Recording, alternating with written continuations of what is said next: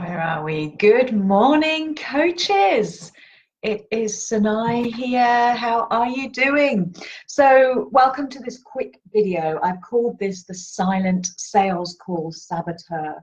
And this is really about what happens on your discovery calls that you may not be aware of, that is turning those sales calls into damp squibs, for want of a better word, where the client has just said no at the end of the call. And it comes as a bit of a surprise because throughout the call it was going really well and you were having that amazing rapport and the conversation was flowing, but for some reason there was some shift at the end of the call and the prospect said no to you. So I want to address what could potentially be happening that I see time and time again on those sales calls. So this is really for you if you're fairly new to your coaching business journey. Perhaps you haven't had a ton of clients come through your door right now. You haven't had any paying clients through your program. And so you're fairly in that kind of newish phase. But you have clarity in your niche. You feel excited. You feel confident. You feel really great about your visibility strategy. So you're going out there, you're posting, you're perhaps doing videos, and things are starting to feel good. And you've booked some discovery calls, which is a sign, isn't it? It's working, it's working. So you're feeling pumped. So you get these discovery calls and you get on the call and they represent to you the ideal client. You are so excited. Everything they're saying to you is just like, yes, this is what I'm all about.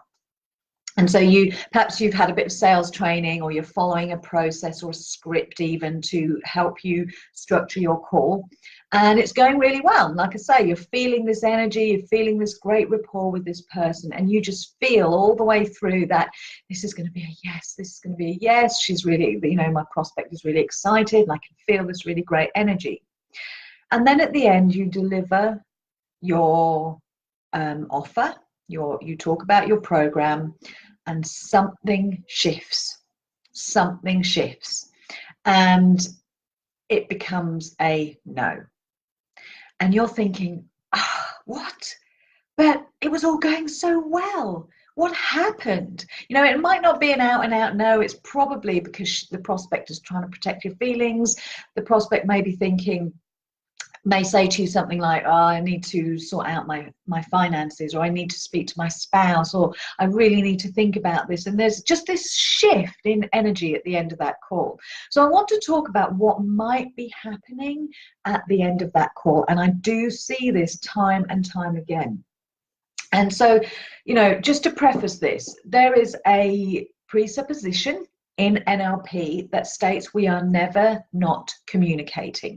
So if we're not actually speaking, verbalizing, we are communicating through our body language, through, the way our skin color changes, our eyebrows, our eyes, pupils might dilate or whatever. So there is a lot of communication going on through our bodies, not just our verbal words. And you may have heard the ratio that 7% of our communication is in our words, 93% is everything else. Again, our body language, our tonality, the intonation of how we're talking. So there is a lot of us that is communicating without us actually speaking. Or we could be saying one thing but communicating something very different.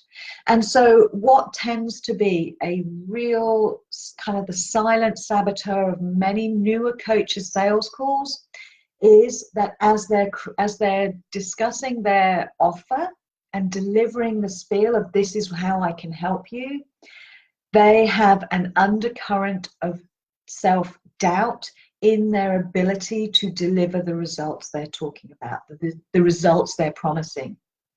And so this is very common in newer coaches because, at the end of the day, they might be saying, and coaches will say to me, well, how can I get rid of that doubt if I've never taken somebody through this program? I'm always going to have an element of doubt with my first handful of clients. So a couple of things that I want to address. If this sounds familiar, if you're thinking, oh God, yeah, I'm not rock solid on my ability to deliver the results. I don't yet have that level of conviction and confidence that I can really help.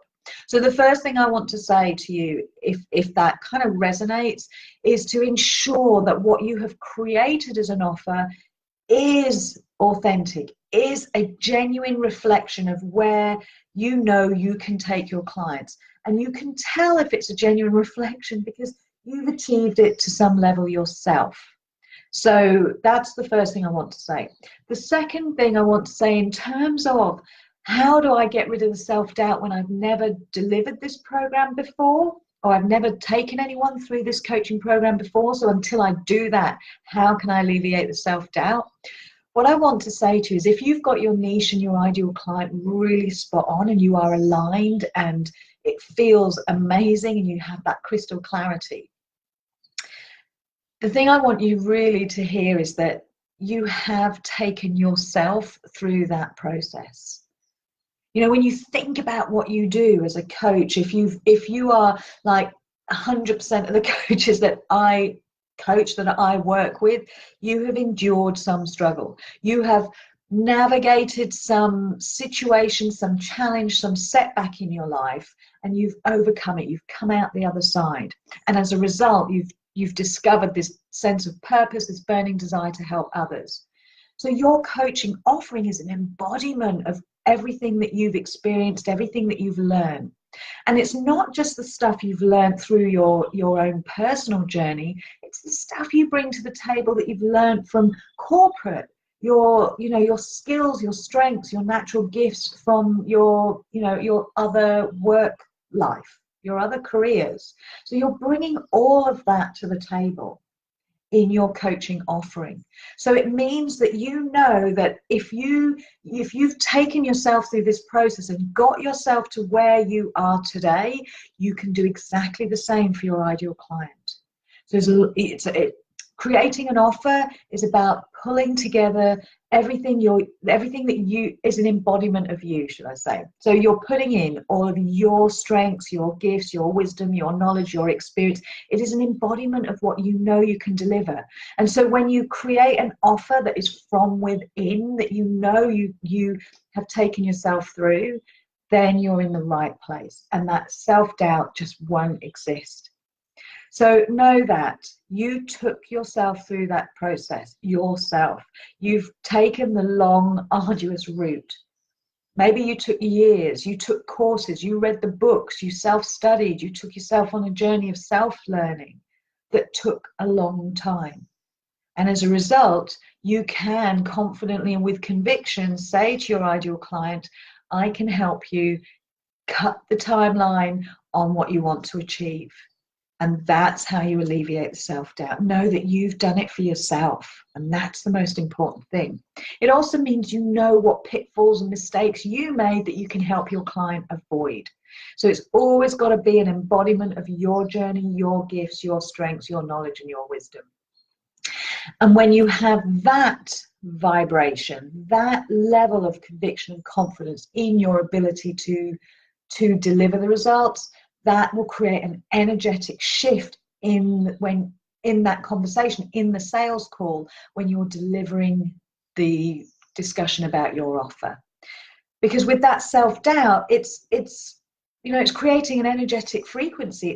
That's where the shift in energy is. And your prospect doesn't know that. Your prospect just senses that, do you know what, I'm not sure, I need to think about this. She's not aware of what's just happened. She's not aware that it's your saboteur that's communicating to her. She's just picking up on this lack of confidence within herself, and that's coming from your lack of confidence in your ability to deliver the results. So know this. You can eliminate the self-doubt by creating an offer that is a true and genuine embodiment of your experience, knowledge, wisdom, and gifts, and create an offer that really resonates with your ideal client. So if you've got clarity in your niche and you've got clarity in your ideal client, creating an offer will be easy, but you've got to get aligned first. So I hope you found that helpful, guys. Thank you so much for watching, and I'll speak to you all again soon. Bye for now.